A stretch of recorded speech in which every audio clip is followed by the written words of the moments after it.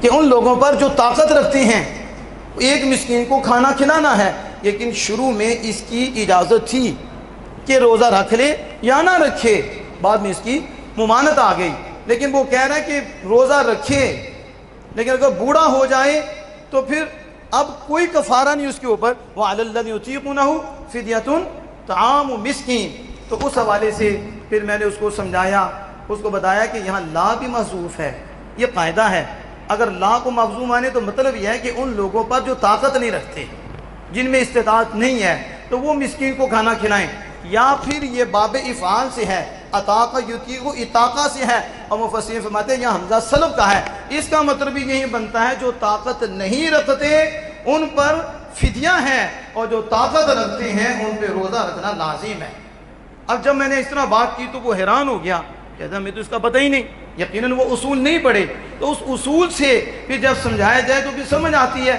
پھر ایک شخص کو میں نے دیکھا، مجھ سے گفتگو ہوئی، تو وہ انہو لقرآن، قرآن مجید میں موجود ہے، لقول رسول کریم، میں نے کہا حدیث باغ، تو کہتا ہے یہ رسول کریم کا قول ہے، کیا؟ قرآن حضور کی حدیث ہے، یہ رسول اکرم صلی اللہ تعالیٰ علیہ وسلم کا کلام ہے۔ اور میں نے کہا یہ رسول اکرم صلی اللہ علیہ وسلم کا کلام نہیں، ادھر تو مراد ہے جبریل امین، کہ یہ جبریل امین علیہ السلام کا قول ہے، ہاں بات کے نزدیک رسول اکرم صلی اللہ علیہ وسلم کا بھی قول ہے۔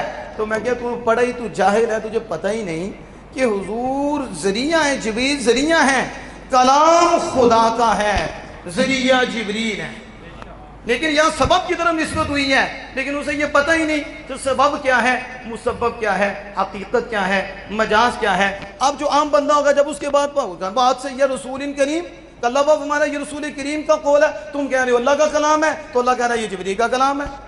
بلکہ میں آپ کو بتاتا ہوں، ایک فارغ التحصیل تھے، مجھے یاد ہے، اور اس محفل میں بھی موجود تھا، کافی عرصہ پہلے کی بات ہے، وہ اوپر بیٹھ کے نکتہ بیان کر رہے تھے۔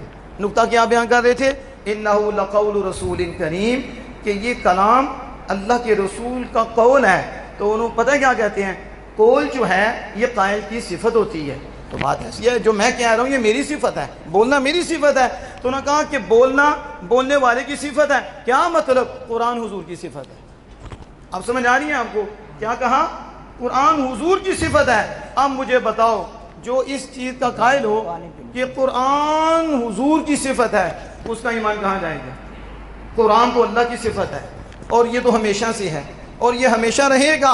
اگر کوئی کہے حضور کی صفت ہے تو وہ قرآن کو مخلوق مان رہا ہے، اور اس پہ امام احمد بن حنبل نے کوڑے کھائے تھے، اور اتنے سخت کوڑے کبھی آپ پڑھیں، لیکن انہوں نے کہا نا، قرآن اللہ کی صفت ہے، مخلوق کی صفت نہیں۔ لیکن ایسے مفکر بھی پیدا ہو چکے ہیں کہ عقل پہ تول رہے ہیں، کمینہ تمہیں پتہ نہیں یہ قرآن لاریب ہے، اور یہ خدا جو لاریب ہے اس کا لاریب کلام ہے، لیکن اصول سے کس سے بات ہوتی ہے؟